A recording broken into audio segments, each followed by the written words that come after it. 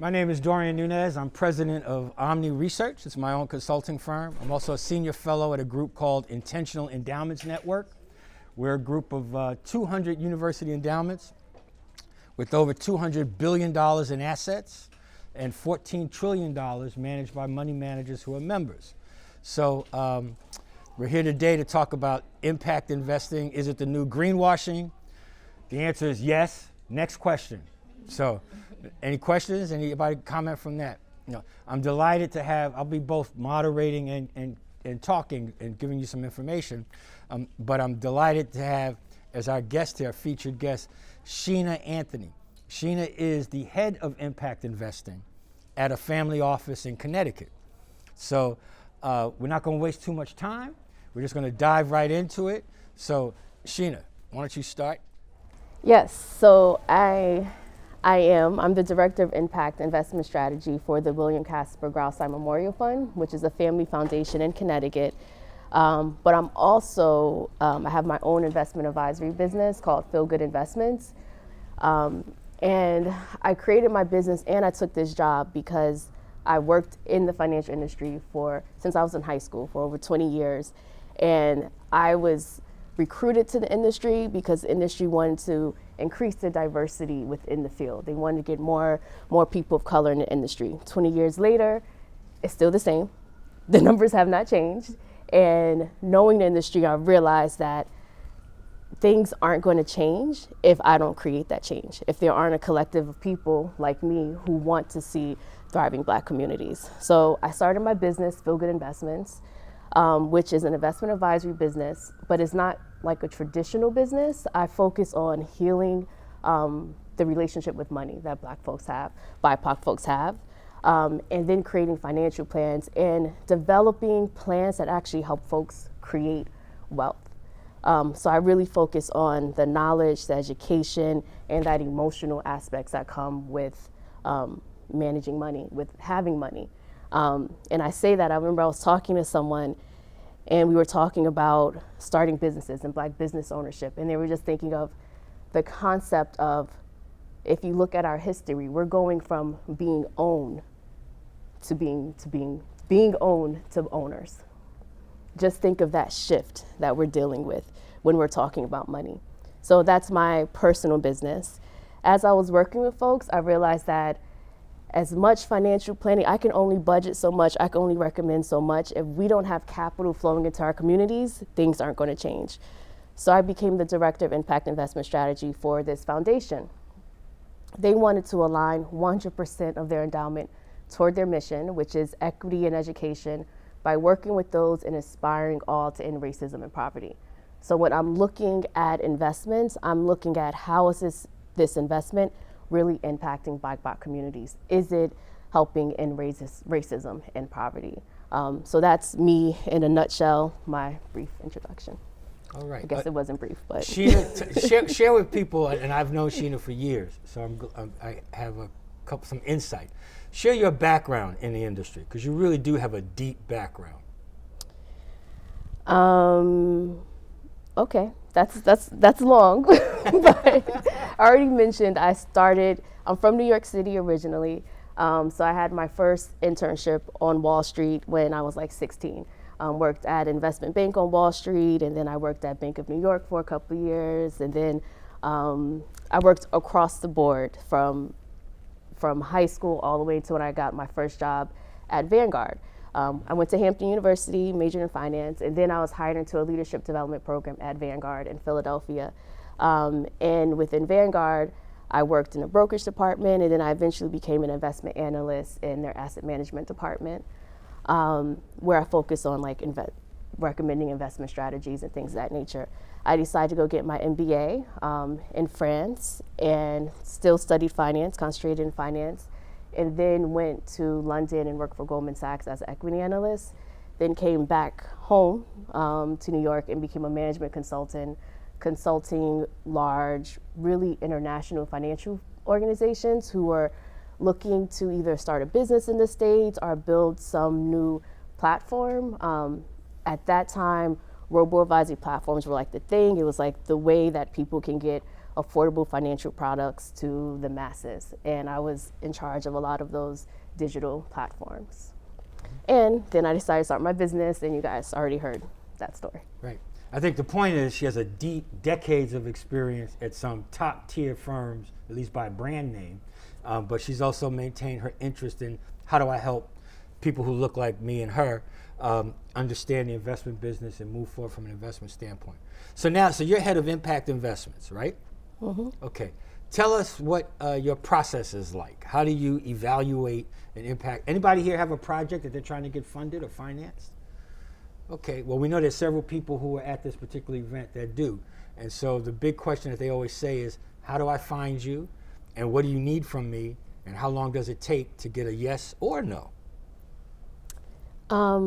So my role is different from traditional head of impact investing to the financial world. So our foundation wants to align 100% of their endowment. So that means all their investments, all asset classes, private equity, public equity, place-based local investments, everything. Versus within a lot of foundations, they just have this, they carved out a couple of $1 million for impact investing.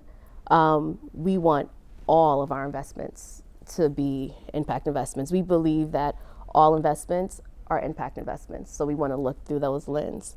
So I say that because my process with my investments, it differs. The way I will look at a public equity fund versus a local investment is very different.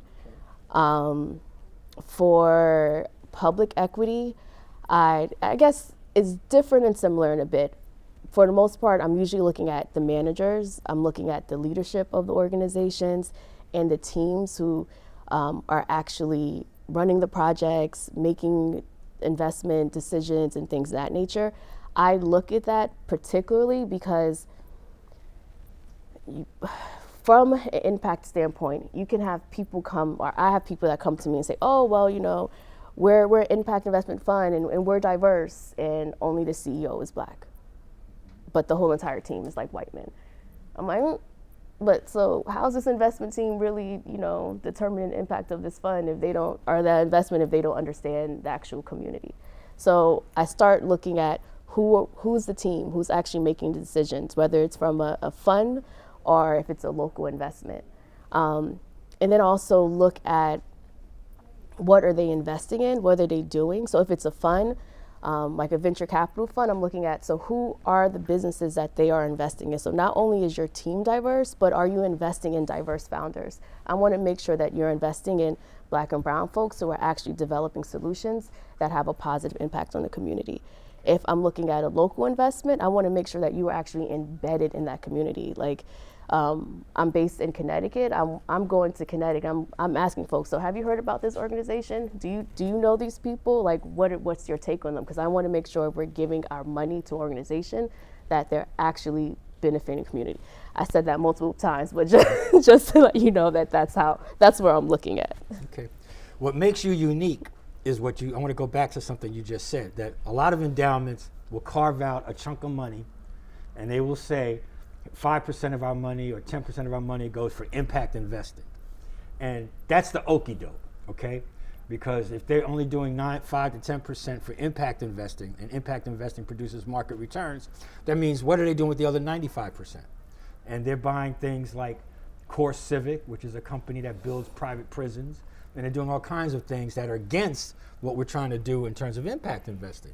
So the fact that your endowment, your family office is 100% focused with the entire portfolio makes it unique. So one of the questions that you want to ask if you're exploring this area with other places is, okay, you have an impact fund, what are you doing with the rest of your investments? Do you have any BIPOC managers, or do you have any other types of investments that are socially responsible? You can ask those questions. There's nothing wrong with asking those questions in order to do that.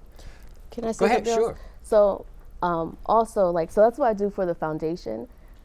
I do that also, like if I have someone coming to me as a client, like if I'm looking at an ETF or a mutual fund and I'm having someone allocate money to a fund, first of all, I make sure I try to understand my client's values.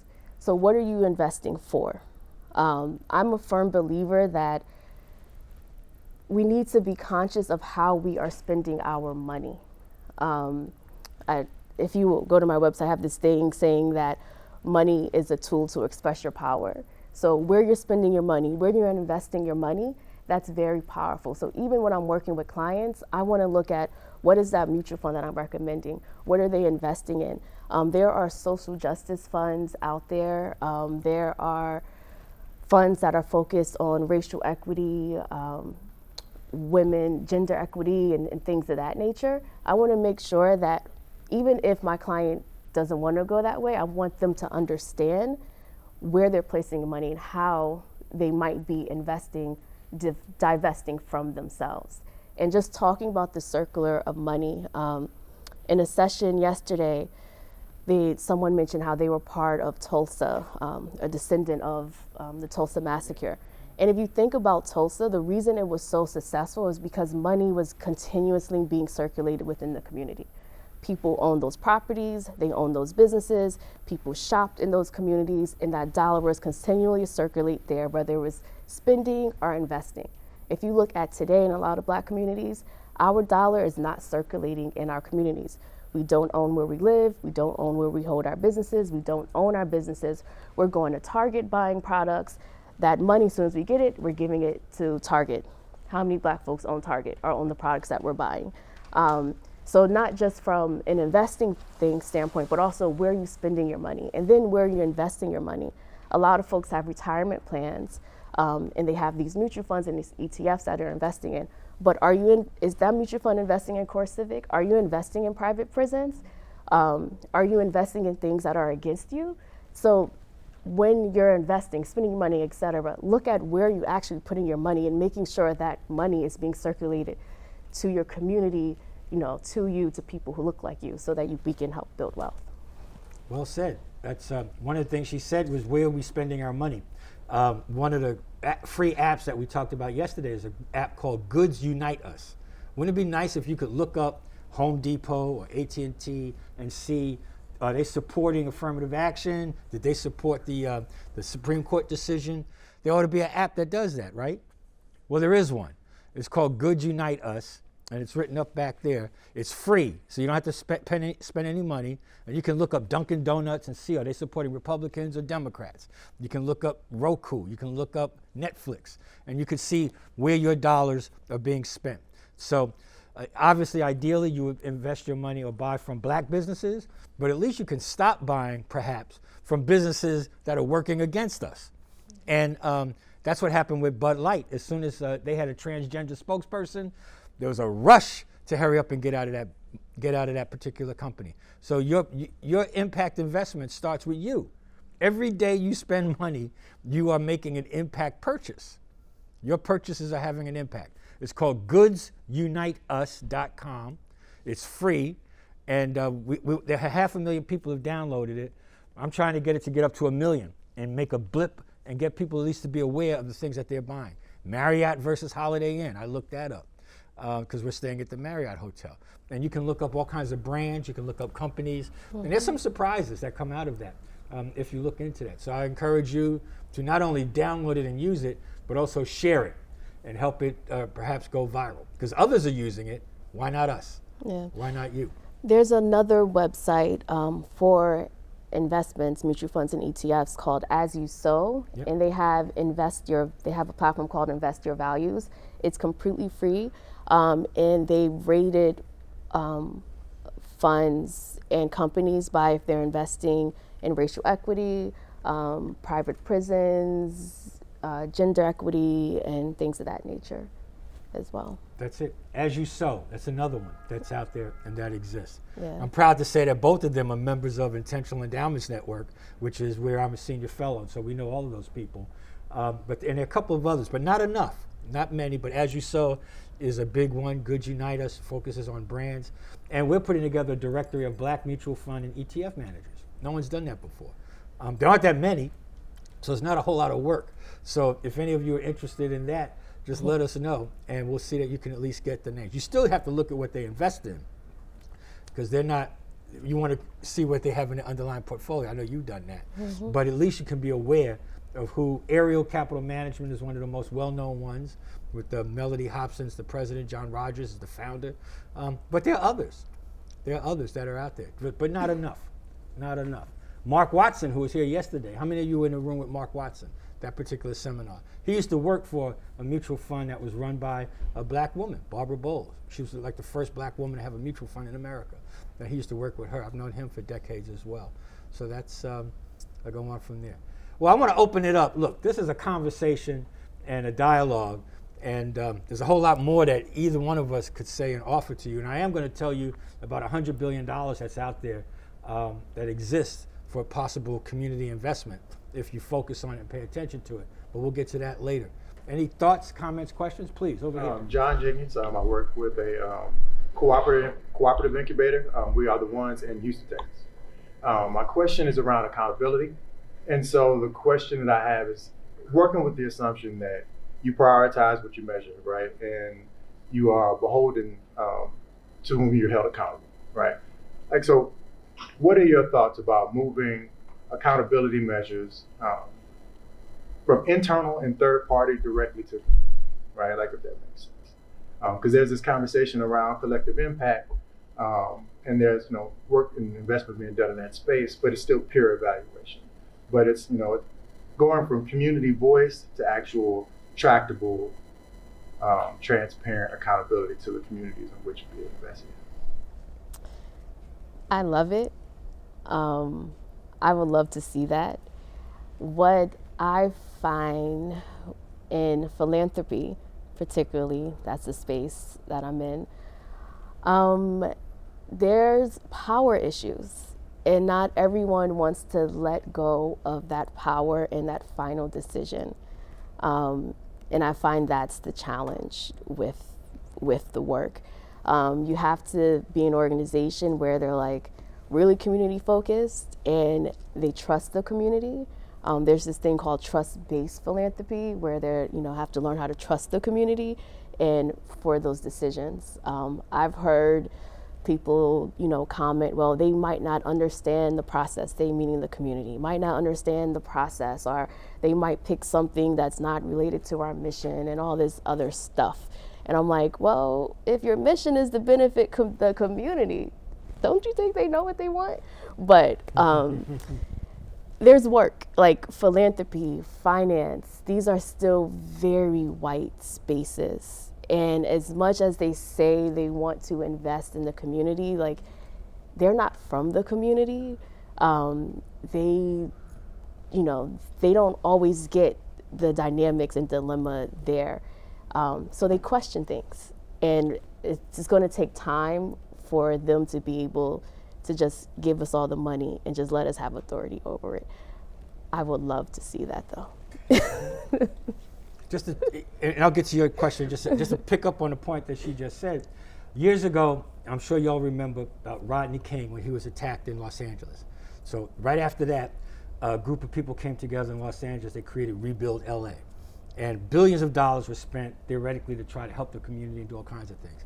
It's been generally recognized that it was not successful. The reason why it wasn't successful, because it lacked community input. So you would think that people would learn from that and that they would make sure in order to build success that they would have a mechanism, a vehicle for having community input. But I don't know. I mean, how many of you ever heard of Rebuild LA? Exactly. So and in Florida, they can't teach it, right? Now, we're moving towards a situation where in some states you can't really teach it. This young man had a question. Go ahead. First of all, my name is Gregory King. The acting president of the Boston Community Solar Cooperative. We are Community Solar 2.0, meaning that community members own solar generation. We build sites, we sign purchase power agreements with off-takers. We then take the revenue we earn from sale electricity and we distribute it to members.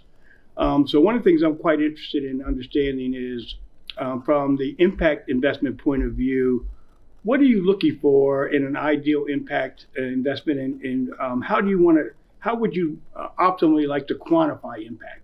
Because in our model, the impact we're trying to achieve is passive income for families to be able to not just buy energy, but also buy food and shelter, et cetera. So I'm just curious from the impact point of view, what a typical impact investment firm is looking for in terms of quantifying the potential impact of an investment, like investing in us, for instance.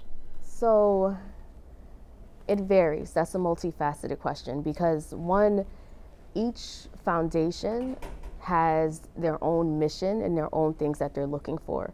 And then from my side, so I have the mission that I'm working with, and I'll tell you ours in a second. But then also we're investing in a fund that might have an impact focus. They might have their own criteria that they're looking at as well. So there's multiple layers, which makes it more complicated to assess that. So for me, when I'm looking at investments, and it also depends on the asset class that I'm looking at. So if I'm looking at a local investment, local for me is in the state of Connecticut, and thinking of how is it actually impacting those communities in Connecticut, particularly the Black and brown communities in Connecticut. Is it helping them? We have 5 priority areas when we're thinking about social and economic justice. We're thinking about the community vitality. We're thinking about environment, sustainability, and 2 more that I cannot remember right now, but they're going to come to me, I bet you, in a second. But we have 5 priorities that we're looking at. And when I'm looking at the investments, that's what I'm thinking of. And I will admit, I kind of, I'm doing this work for my people, so I have my own, agendas too, because I'm also looking at, so how is this building wealth? How is this making this neighborhood, sustainable? What is this going to look like in this community 50 years down the line? So these are my things that the fund, they don't tell me to look at those things, but if I'm thinking of we're ending racism and poverty, I can't just look at for next year. I need to look at what does it look like for 4 generations down the line, 7 generations down the line. For if you are an impact investment fund, each fund has their own strategy, investment strategy, and investment approach. So there are climate funds out there that are thinking about climate justice, environmental justice, and they might be investing in companies and organizations that are on the forefront of getting solar panels to the community and building that generational wealth aspect for the communities. But it's different, that's very specific for that particular fund. And then, sorry, my last comment on that, there are foundations who are more focused on the environment and community wealth. My foundation, our mission is equity and education by aspiring into racism and poverty. So I look at racism and poverty, but I also see how it ties to education as well. Yeah. Question. Who you are, where you're from, and then ask your question, please. Okay. My name is Niall Hawkins. I'm from DC. The organization is Center for Cultural Innovation, but that's actually based in LA. So I'm new to the sector, the career of philanthropy and impact investing. Mm-hmm. And just when I'm getting into this Fearless Fund, mm-hmm. right? Affirmative action gets billed, Fearless Fund mm-hmm. Gets sued. So what are you seeing and feeling from your foundation or others in the sector about their response to, I guess, the potential pushback from the specific initiatives that we're talking about today, particularly in terms of race and the racial wealth gap? The Fearless Fund case makes me very angry. I'm happy though. I realized that for our foundation, we actually wrote a statement saying that we support Fearless Fund, we stand in solidarity with them, and I didn't have to fight or push back for that.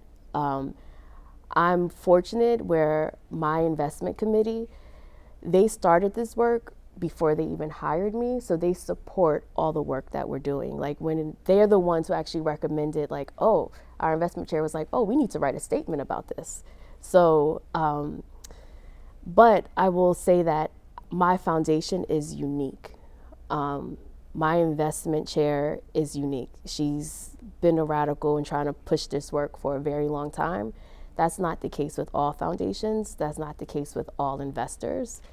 And it makes me angry, the Fearless Fund, because you're going after Black women who are like the bottom of the totem pole. Like, if you look at the stats on how much money Black women make, how much capital we have, it doesn't make any sense for you to target Black women at all. Even the $20,000 grant, has anyone ever started a business in here? That ain't nothing. Like why are you targeting these people, right? And just, taking it back, what I'm realizing is that because this space is so white dominated, people don't understand that. They don't understand racism. They don't, and you would think, I thought people understood that, but I'm a Black woman, so I get it, right? That's my world. That's how I see the world. But if you have never been in my seat, have lived my experience, you don't understand that. So I feel like when I'm thinking about Fearless Fund, and I'm talking about Fearless Fund, especially to non-BIPOC folks, it's about educating them on what actually are the dynamics that Black communities are facing. Because I feel like that's why, well, there are other reasons that organization is just racist, that they're attacking them. But I feel like fear and not understanding racism, we have laws that are trying to erase that history. It's real. People don't know it, and that's why it's happening. Anyways, I don't even know if I answered your question. I'm just so angry about it. I just went on my rant. I'm wondering, what are you seeing and hearing from your peers? Like you say, your organization is unique.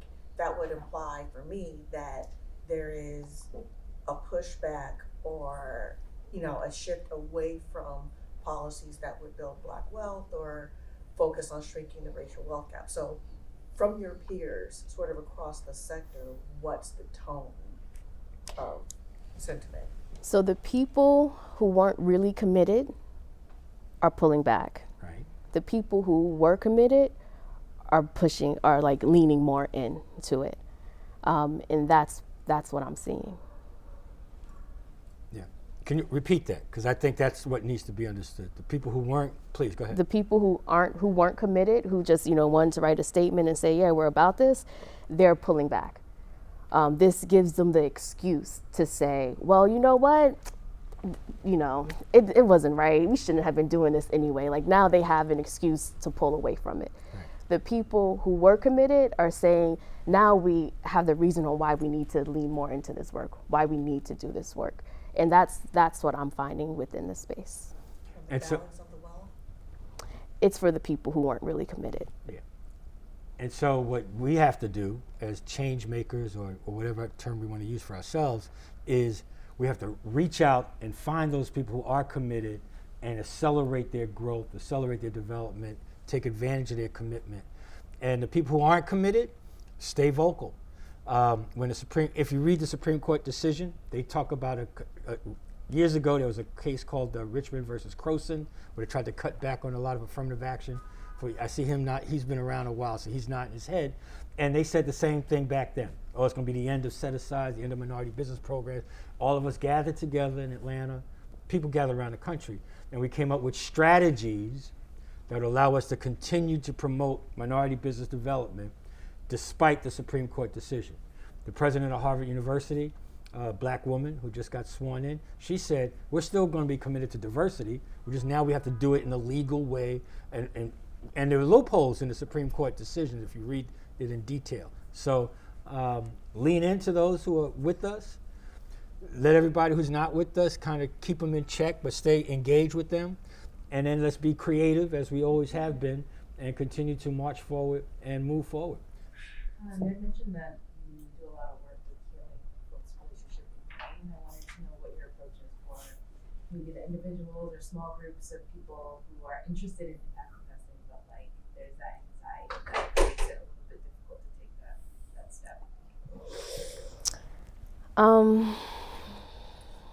I do a lot of work with that, and I find that everyone's story and fears and all that stuff is different. So it's hard for me to just say that there's one approach. But I will say, look at a lot of times I notice like there's always this hesitation. Just example, like schedule a consultation with someone and they always late or they can't make it. And I'm like, why? Why? You knew, you scheduled this a month in advance. Why? You know? So it's like working with them to really try to understand what is happening inside. What are they really scared of? What stories, what narratives that are they telling themselves? I find that a lot of times we have narratives that we tell ourselves. Just an example, some people are scared of spending money, so they just save, and they're saving in things that aren't making any interest, you know. And it's like, well, why at least put in a high yield savings account? Like, you know, do something more creative with it. Why are you so scared of spending? Maybe it's this scarcity mindset. Really, you know, dealing with that. Then I have people who are saying, well, I don't need money. You know, they're scared because there's this, you know, the stigmatism of, you know, being rich and, you know, all the money is evil, you know, type thing. And it's like, but sir, you need to survive. Like, you need to eat, you need to take care of yourself, and really sitting down and understanding where that comes from. I hate, you know, it's cliche, but a lot of times I give people meditation exercises, you know, tell them to go journal, you know, take a walk, go down their family history. I practice Reiki. I'll bust out with a Reiki session with people. Like, I do all these other things to help actually get it to the root of the issue that's, you know, preventing them from building wealth. And then from there, once we get to the root, I develop more customized exercises for people. So it's hard for me to just give you one thing because I've never been in a situation where it's been the same for anyone. Speaking of meditation and Reiki, there's a room, I think it's this way, that I went into earlier where if you haven't been in that room, you need to at least sit, and don't just go in and peek in. You need to go in, sit down. I was asked to sit there for 5 minutes. I couldn't, but I did sit there for about 3. And it's got music going, and it's got lights going, and it's a calming influence. I mean, this is a good break room, and it's important. It's very important to do that and heal your soul, especially with all the stuff that's going on around us. I want to take a minute, and then we'll get more of your questions and tell you why impact investing, from my perspective, is greenwashing. Because unlike her endowment, where they want all of it to be used for impact, many people just set aside a small amount of money and use that for impact, and you don't know what the rest of the money is doing. But there's a bigger reason why I say it's the new greenwashing. Because it's helping, I have a client who said this, it's helping rich people feel good about themselves. They're not really moving money. Now let me give you an example. Now the rich people who move money, we should applaud, embrace, support, and celebrate, okay? So I'm not negating that. But I'll give you an example. Some of you in here from Massachusetts? Okay, well, the Massachusetts Employee Retirement System has $36 billion with a B, $billion in its portfolio. That's your money if you're an employee, plus the taxpayers' money put into a fund, and then it gets managed. How much of that is going into Roxbury, Dorchester, into our neighborhoods and communities or black businesses? You don't know. Why don't you know? Because you're not paying attention. And they're not telling you either. But I could tell you very little. That's $36 billion for that one fund. The Massachusetts Teachers Retirement System, $36 billion with a B. That's billion with a B. That's how much money they have from school. Now I know there's some black school teachers, right? So, and I know some of their pension money goes into their plan, and yet who's on the board, who is managing the money, and where's the money going to, what kinds of businesses are going. If impact investing is market rate business, not subsidized businesses, that means that they can earn money from impact investment funds or community funds or whatever you want to call it. That's your money. That's $36 billion. That's just in Massachusetts. The city of Boston, their pension fund, $9 billion. Now, you may not be able to convince the state people, although Massachusetts is unique, that its capital is also the biggest city. That's not in many other states. I used to live here in Boston, so I kind of know a little bit about the terrain. The city of Cambridge, the mayor was here from Cambridge. How big is her pension fund? $1 billion. How many black money managers are there in her pension fund? 0. I checked it out. This is all public information. So if Ujima really wants to to practice collective economics, and I won't even go into Houston, Texas, how it is there. But the money is all around. The money is all, and it's your money. There are a lot of union leaders who will say that it's your money, it's our money, and all it has to do is be directed. And these are public meetings, and all you have to do is ask the questions, and they'll get all flustered and nervous, and they'll try to say stuff about fiduciary duty and responsibility.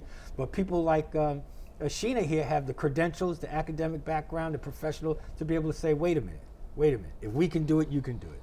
And she's not a unicorn. She's not a purple unicorn. The whole so we know. I was at a conference last week in Chicago, 2 weeks ago. 350 mostly diverse investment professionals having the same discussion about how do we move money. Now they didn't call it impact investing. They called it something else. But there's an army of people out there ready to work with you and help you and support you if we could come together and speak with one voice and get our facts right and then move forward. So. And one last thing I'm going to mention, $10 billion from the federal government was allocated to every state in the country. Massachusetts got 150 million, Texas got 400 million. And some of it's supposed to trickle down into minority and women businesses. But if nobody's watching it, overseeing it, accountability, then they just get to do what they want with it. And now you're not to blame because you say, well, I didn't know about it. Well, guess what? Now you do. So what are you going to do in order to make sure that impact investing isn't greenwashing and that money actually does trickle down and get to some of the people that it ought to go to? Any more? Does that money have a label on it? Excuse me? Does that money have a name on it? Oh, thank you for asking that. Yes, it's called the State Small Business Credit Initiative. You can Google it right now if you want to. The State Small Business Credit Initiative. Every state got money.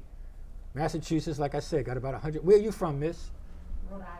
Rhode Island, I don't know how much exactly Rhode Island got, but Rhode Island got a chunk of money, and then they allocate it, and you have to be in front of these people and these organizations, and if they know you're paying attention, we all play better when there's an umpire or referee in the room. So you can do that. This young man in the yellow, in the orange sweatshirt. What's that?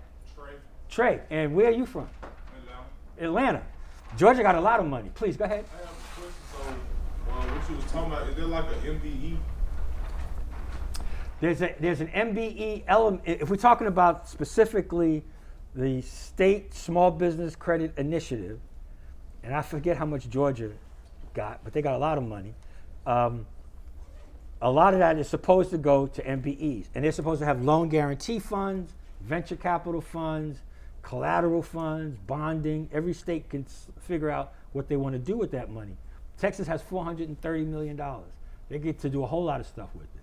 Hopefully that'll be done, some of that'll be in Houston.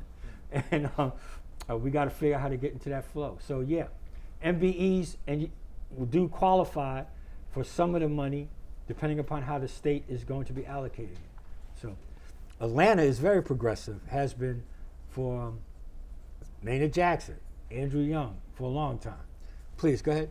Yeah, so I just want to get back to this conversation we're having around the pension funds you were mentioning and all the money they have. Okay. I mean, isn't the real challenge that all the fund managers have a perception that impact investing is going to have a lower internal rate of return than their other investments? And isn't that really why those funds aren't necessarily,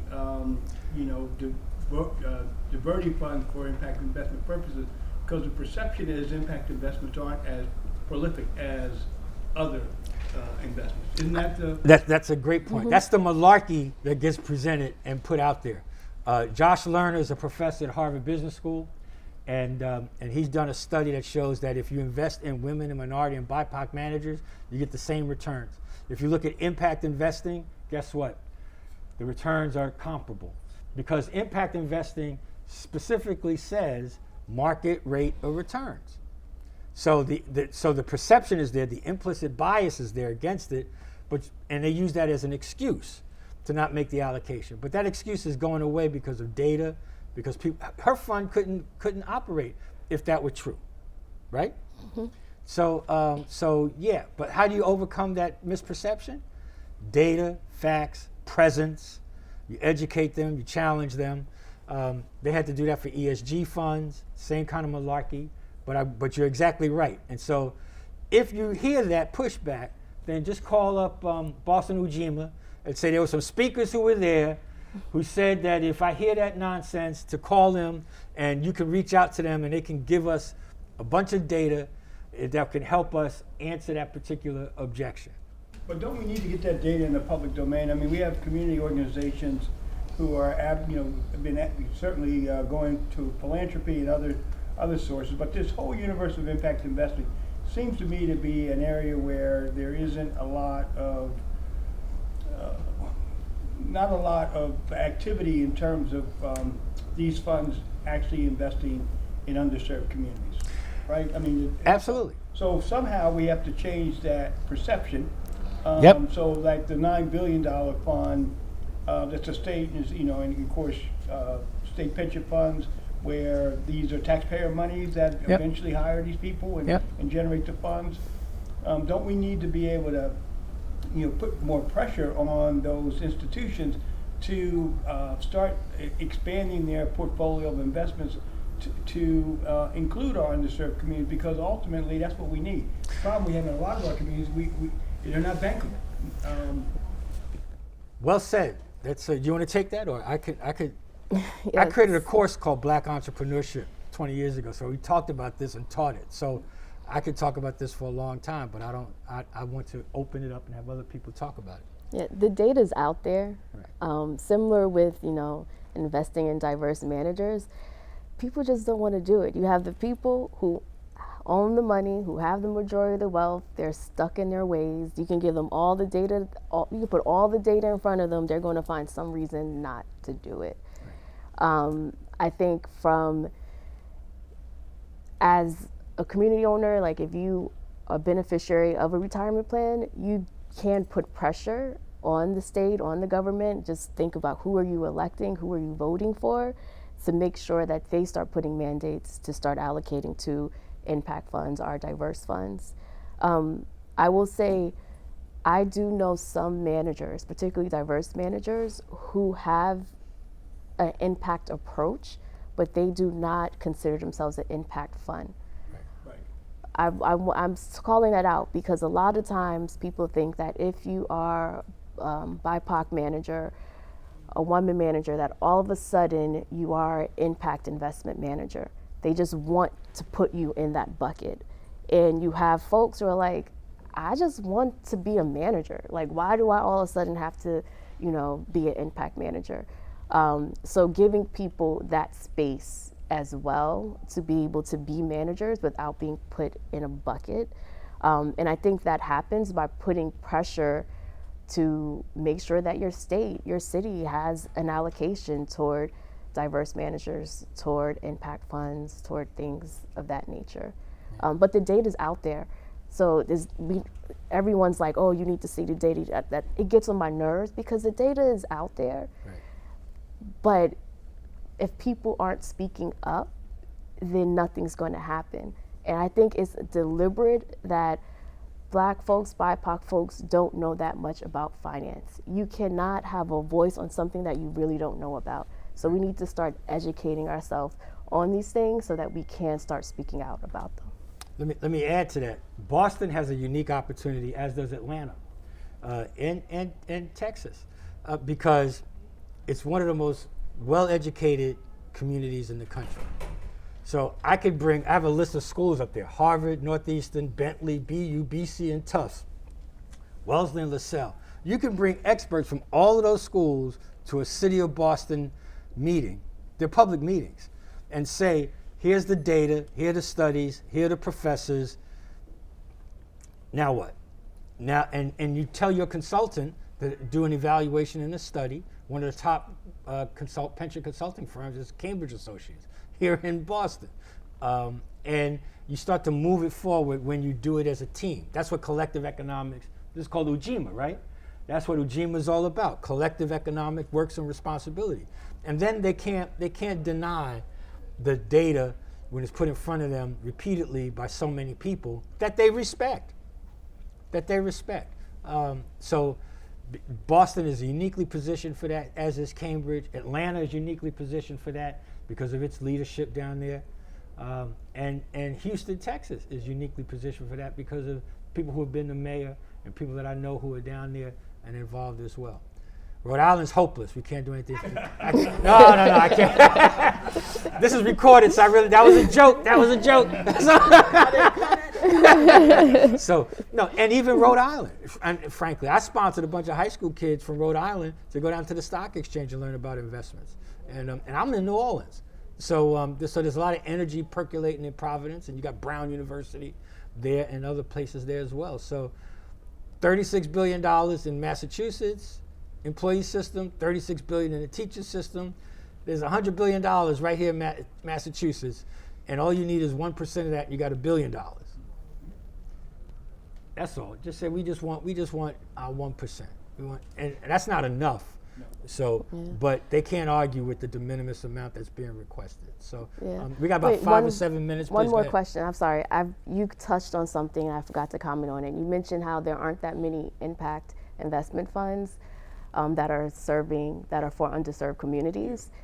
That are investing in underserved communities. The reason that is because if you go to a lot of impact and sustainability spaces, this is the reason why I decided to start my own business, you don't see a lot of people of color. Like, if we want people to invest in our communities, we gotta have people like us on the inside who are investing in our communities. So you don't see that many diverse fund managers in the first place, especially in that impact space. So you have white fund managers who are impact funds, but because they don't have connections to the community, they don't understand those underserved communities, they're not able to invest in those communities. It's like an oversight for them. And then I was going to say that the reason I talk a lot about money and like how we're using our money is because in order to change these things, we need to start investing in ourselves. We need to start figuring out how can we build our own wealth, community wealth, so that we can start investing in funds that are for us, because other people aren't. So we need to start figuring out what does that look like. I love Boston Ujima because they're already ahead of that game. Right, that's right. Any more questions? Go ahead. I'm Charlize Coleman. I'm from Athens, Georgia. Oh yeah. Really just really new to all of this. I'm a realtor and I'm kind of in that space. But my friend is in the organizing space, and we've come together and we started Hive Mind Community Investment Fund. Okay. Community Investment Co-op, sorry. And so my question, when I think about Athens, my hometown, definitely a town of, poverty and underserved people. You talk about your business, and it's similar to her question when I'm asking about like the practices that you use and things like that, but the mindset around money is definitely the first thing that we like before we even talk about what we're trying to do. That's literally what we need to address. What would you suggest we do? What are some things that we can do to kind of create that conversation? Start getting folks to talk about money. People come to me, it's so funny. People come to me, I need financial help. And then when I start asking them questions, I feel like I'm a GYN or something, sorry for it. But they're like, why are you asking me that? I'm like, but don't you want my help? Like, I need all this information to be able to help you to make this financial plan. I think that we as a community don't talk about money that well.